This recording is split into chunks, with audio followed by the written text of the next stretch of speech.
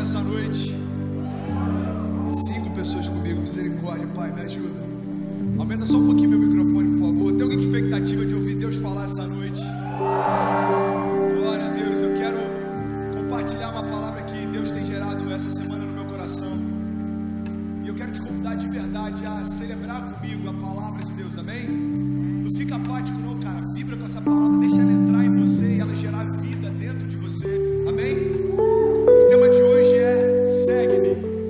Você pode repetir isso comigo? Diga, segue-me. Eu quero falar sobre o convite mais doce que Jesus podia fazer para mim e para você. 2 Coríntios 5,17 diz: portanto, se alguém está em Cristo, é nova criação, as coisas antigas já passaram, e eis que tudo se fez novo. Você pode declarar isso comigo? Diga, as coisas antigas, diga, as coisas velhas já passaram, e Deus fez tudo novo, em nome de Jesus.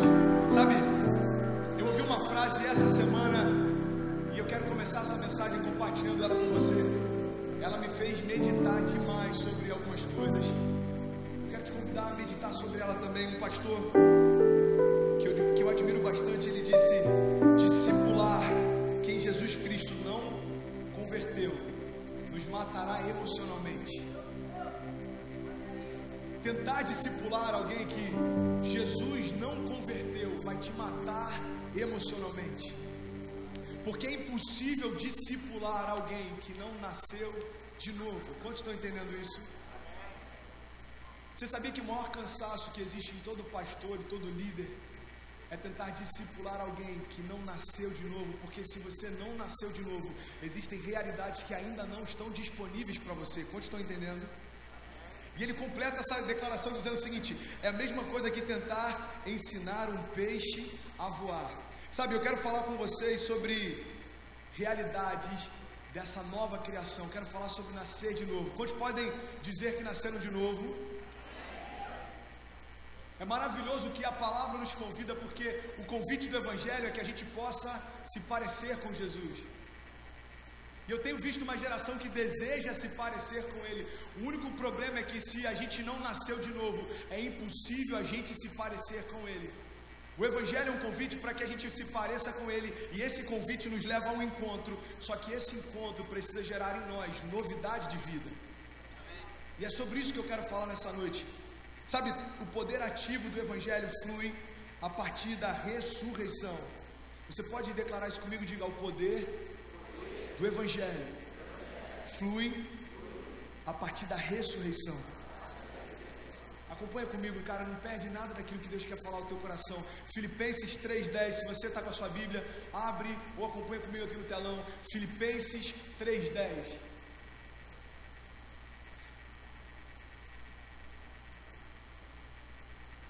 Todos acharam? Acompanha, olha só o que diz a palavra. Eu quero conhecer Cristo e o poder da sua ressurreição e a participação em seus sofrimentos, tornando-me como Ele em sua morte. Galera que está desse lado, vocês podem ler isso junto comigo? Acompanha comigo aqui. Eu quero conhecer Cristo.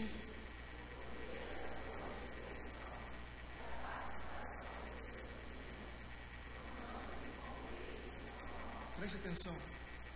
A palavra diz que o que existe de mais desejável para o coração do homem é se parecer com Jesus, amém? Agora a palavra está me dizendo que eu quero conhecer a Ele e ao poder da sua ressurreição. Preste atenção, a primeira coisa que eu quero compartilhar com você é que sem cruz não há conversão. Por um princípio simples, Jesus tomou o seu lugar através da morte. Tem pessoas que estão tentando experimentar novidade de vida antes de experimentar a cruz. Isso é impossível, porque Jesus não veio para viver no seu lugar. Jesus, ele veio para morrer no seu lugar. Pastor, eu não estou entendendo. Eu vou te explicar, eu vou repetir isso até que isso entre no teu coração e transforme alguns entendimentos. Preste atenção. Jesus, ele não veio para viver no seu lugar, ou seja, ele não veio para fazer aquilo que só você pode fazer, ele não veio para mudar as coisas que só você pode mudar, ele não veio para transformar as coisas que só você pode transformar. Pastor, então o que Jesus fez? Ele fez aquilo que você não podia fazer.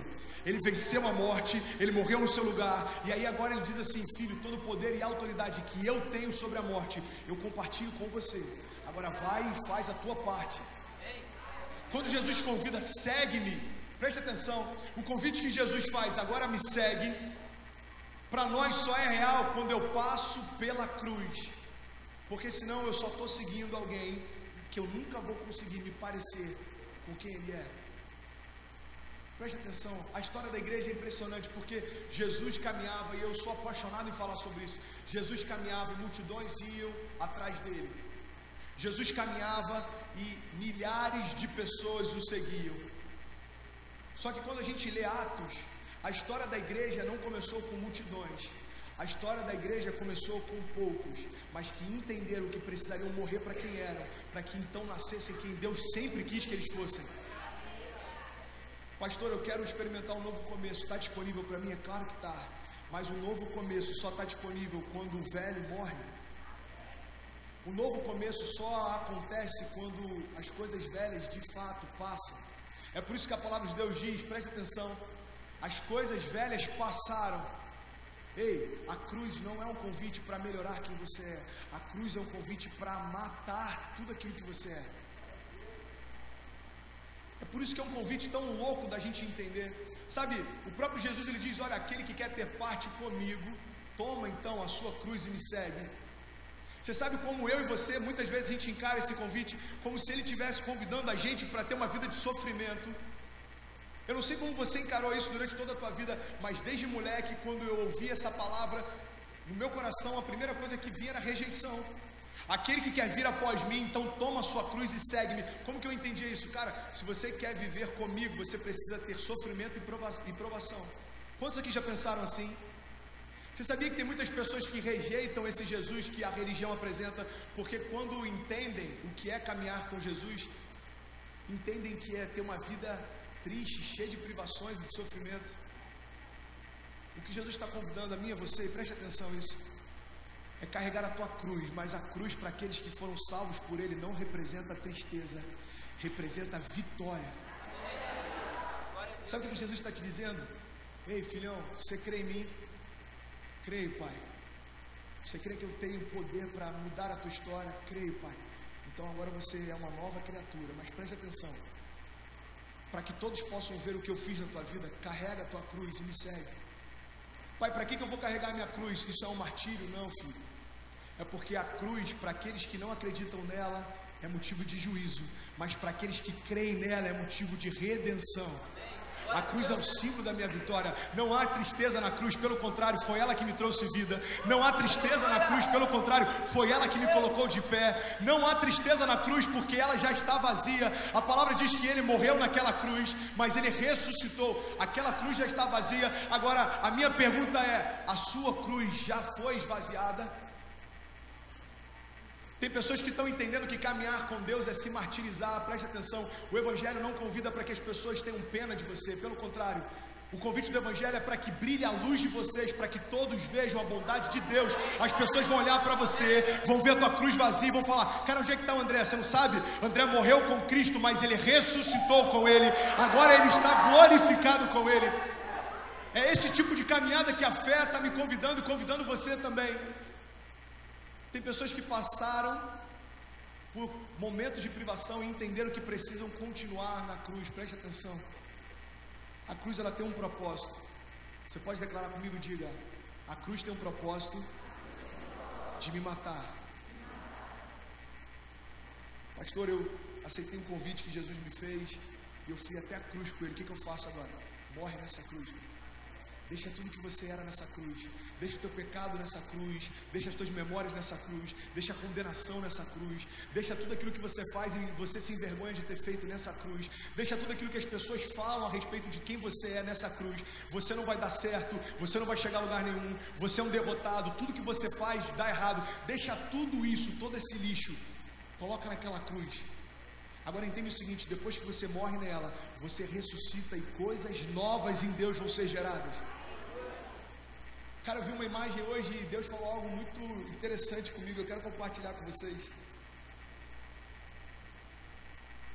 Eu estava olhando uma imagem de um filme que, quando assisti anos atrás, me marcou demais. Quantos aqui já viram A Paixão de Cristo? 4 pessoas, mais alguém viu A Paixão de Cristo? Glória a Deus, passa direto na Globo. Agora olha só que interessante.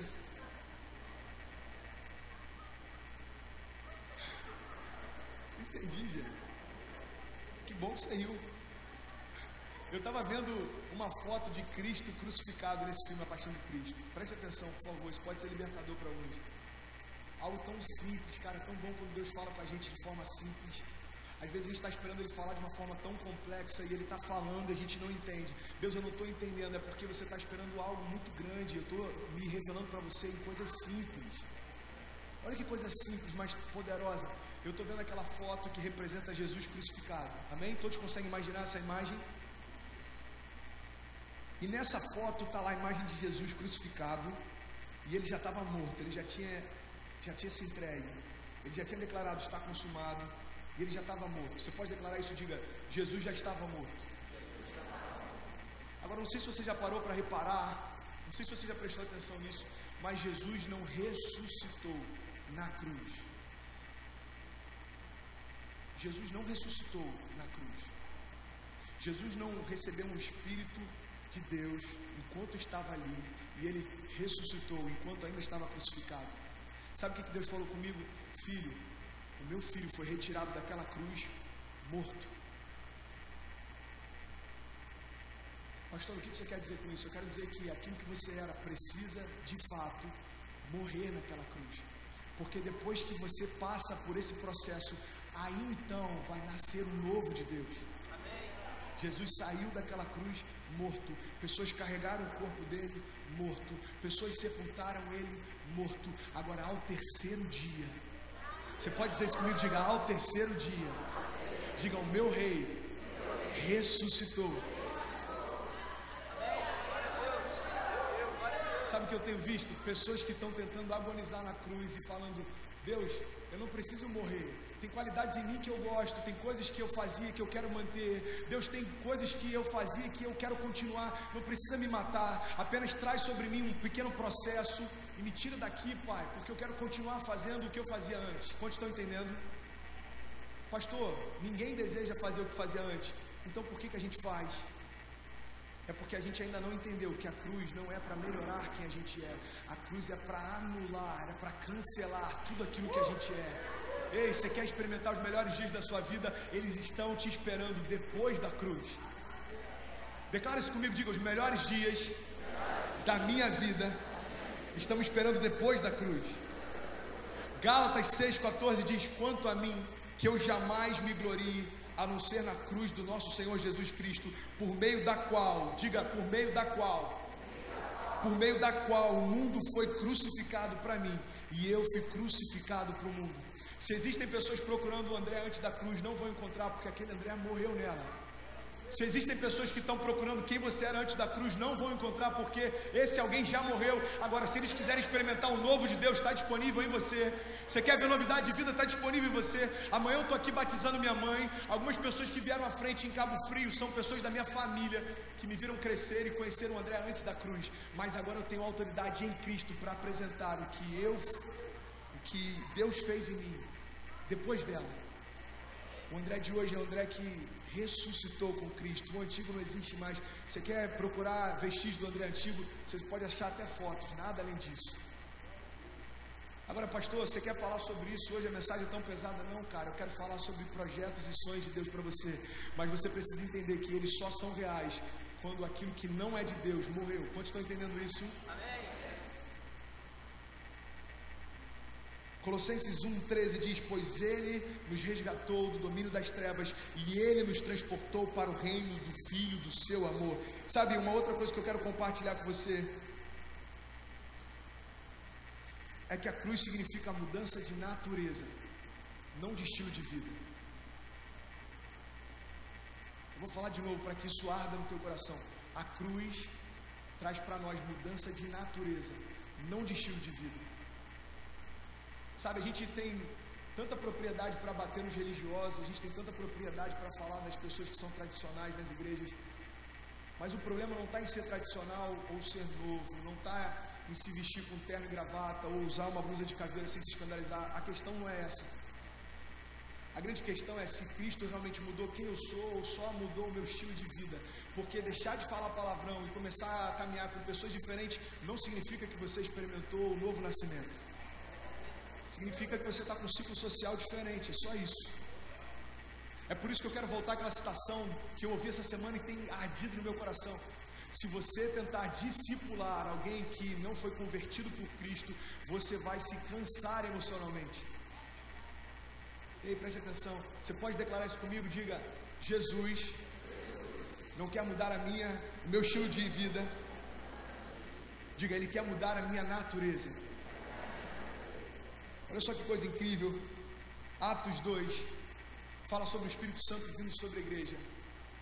Eu só preciso de mais 10 minutos da sua atenção. Atos 2, se você puder, coloca para mim, por favor, na tela. Fala sobre algo poderoso. Olha só que lindo isso, cara. Jesus já havia morrido, ressuscitado. Ele já havia se apresentado novamente para a igreja. Ele falou: olha, é necessário que eu vá para o Pai, porque se eu não for, o Espírito Santo não virá sobre vós. Até aí todo mundo já conhece, amém? Agora olha só que interessante. Atos 2:1 diz: chegando o dia de Pentecostes, estavam todos reunidos num só lugar, e de repente veio do céu um som como de um vento muito forte, e encheu toda a casa na qual estavam assentados. E eles viram que parecia línguas de fogo, que se separaram e pousaram sobre cada um deles. Você pode repetir isso comigo, versículo 3.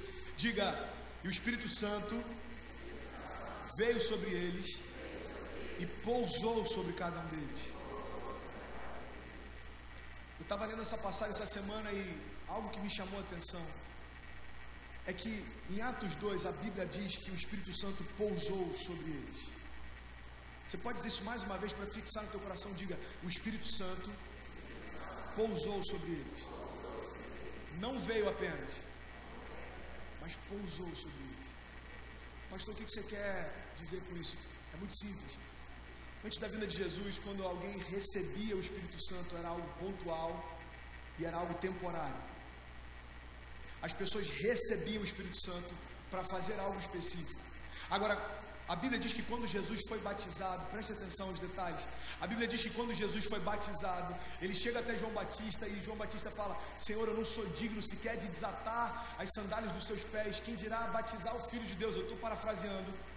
E aí Jesus diz: é necessário, João Batista. Jesus, ele queria cumprir toda a promessa que havia a seu respeito. A Bíblia diz então que João Batista leva Jesus às águas, ele é submerso, e depois que ele é batizado, uma voz do céu diz: esse é o meu filho, em quem eu tenho todo o meu prazer. Vocês estão comigo? Amém?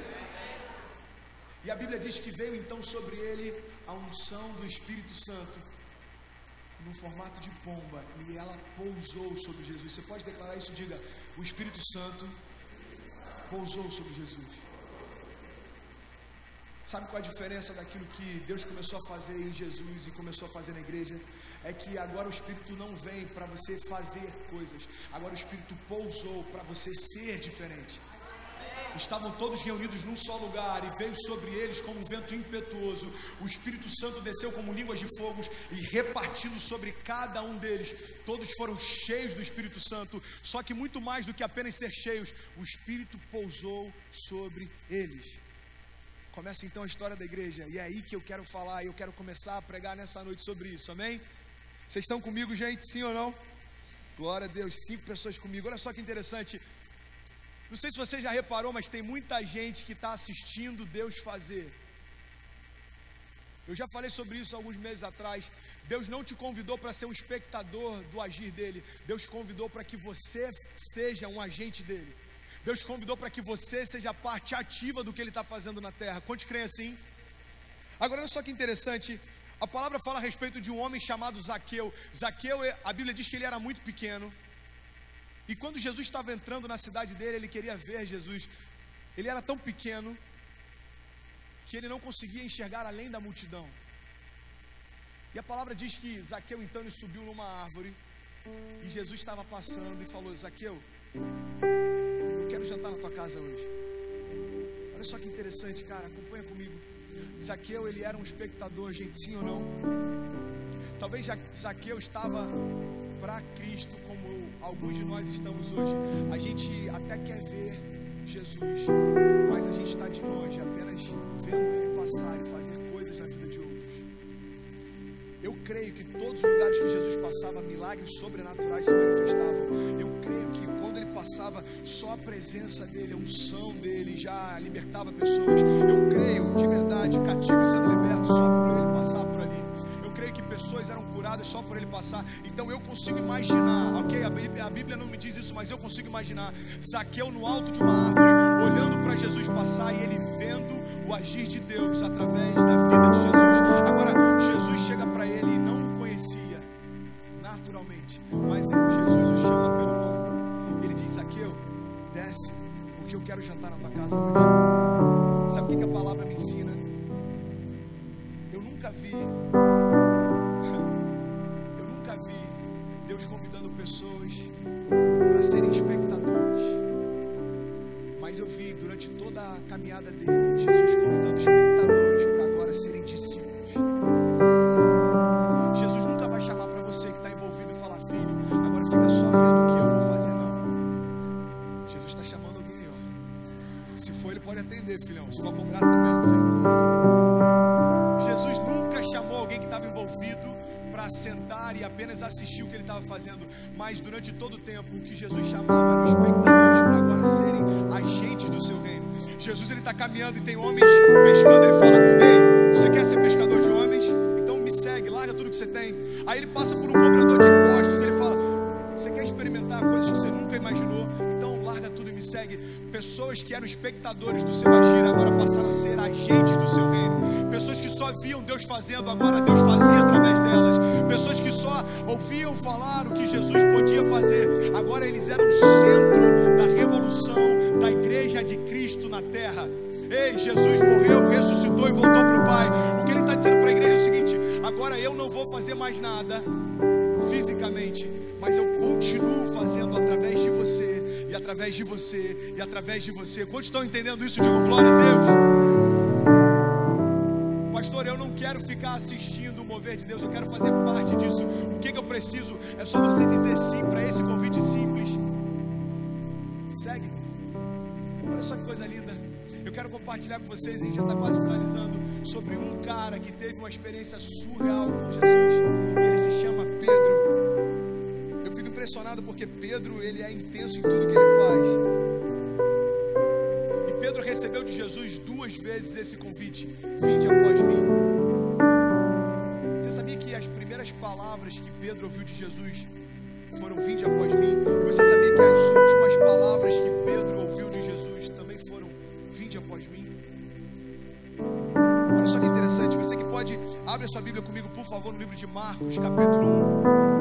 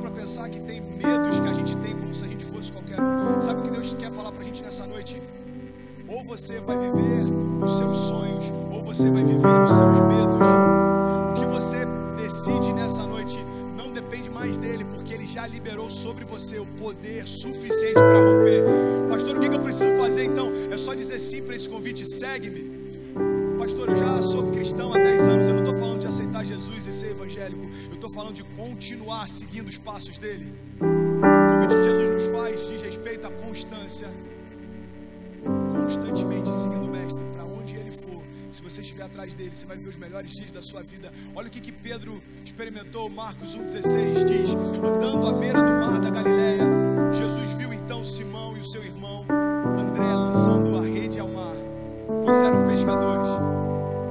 Versículo 17: e disse Jesus: sigam-me e eu os farei pescadores de homens.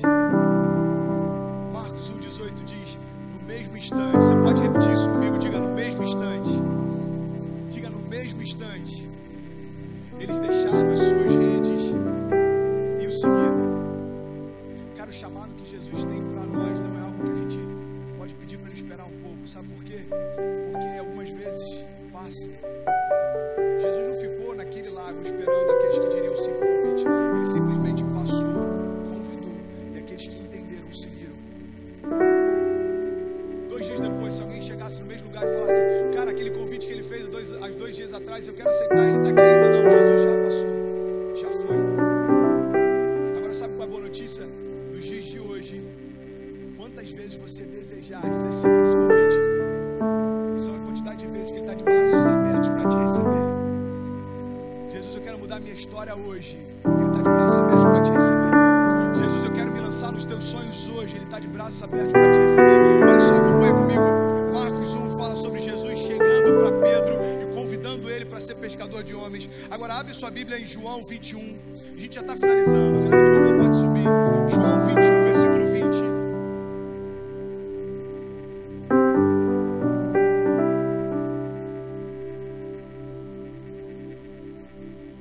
João 21, 20, preste atenção. Na primeira passagem que a gente leu, fala a respeito do convite de Jesus a Pedro. Pedro está no mar e ele está pescando. E Jesus faz um convite para ele: segue-me, Pedro. Agora, Pedro segue Jesus, preste atenção.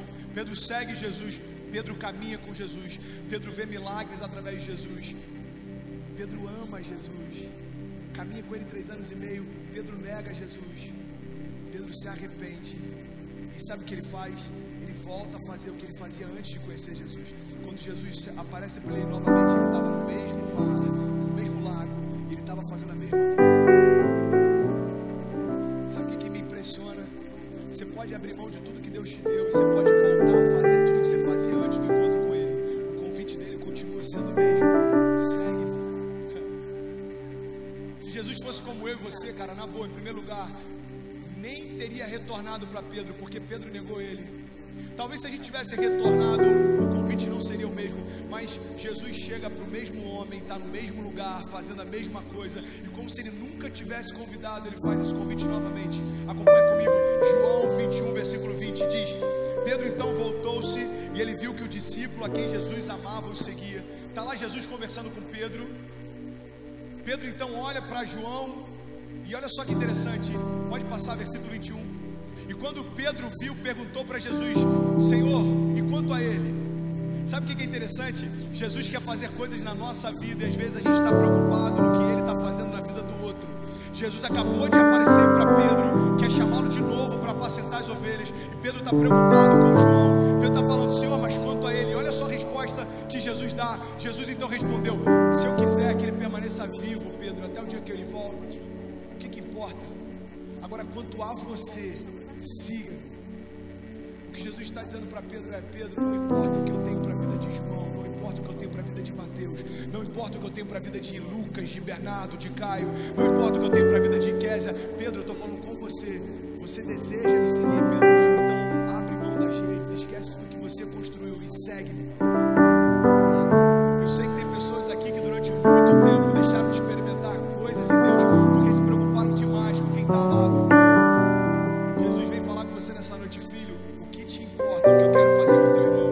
O meu convite hoje é para você: larga tudo o que você está fazendo e me segue hoje. Cara, olha só que coisa interessante. Jesus, ele é incrível, porque a preocupação que ele tem com Pedro é a mesma preocupação que ele tem comigo e com você. Eu estou finalizando agora. Jesus chega para Pedro, preste atenção. Jesus chega para Pedro e ele faz uma pergunta: Pedro, você me ama? E Pedro fala: claro, Senhor, que eu te amo. Então apacenta minhas ovelhas. Pedro, tu me amas? E Pedro diz: é faz a terceira pergunta: Pedro, tu me amas? Ele fala, ele chega a se angustiar, ele chega a se entristecer. Ele fala: Senhor, tu sabes de todas as coisas, tu sabes que eu te amo. Então, apacenta as minhas ovelhas. Presta atenção, eu quero finalizar aqui. Sabe o que me constrange no amor de Deus? Jesus é o próprio Deus, Criador dos céus e da terra. Jesus é o poder de Deus que criou todas as coisas antes de Pedro e depois de Pedro. Mas ele se preocupa ao ponto de chegar diante de um homem limitado, pecador, e perguntar: você me ama? Ei, você já parou para pensar nisso? O Deus Criador está preocupado se você o ama. Deus não perguntou para Pedro se ele o amava porque o amor de Pedro capacitaria para o seu chamado, não. Jesus perguntou porque ele se importa. Quando Jesus se apresenta para você, ele pergunta para mim todos os dias: filho, você me ama? Pai, por que você está perguntando isso? Porque me importa saber o teu coração, o meu respeito. Você está aqui hoje, eu não tenho a menor ideia de como é a tua história com Deus, de como você vê Jesus, mas o que eu vim dizer nessa noite é que ele se importa com o sentimento que você tem nele. Se você o ama,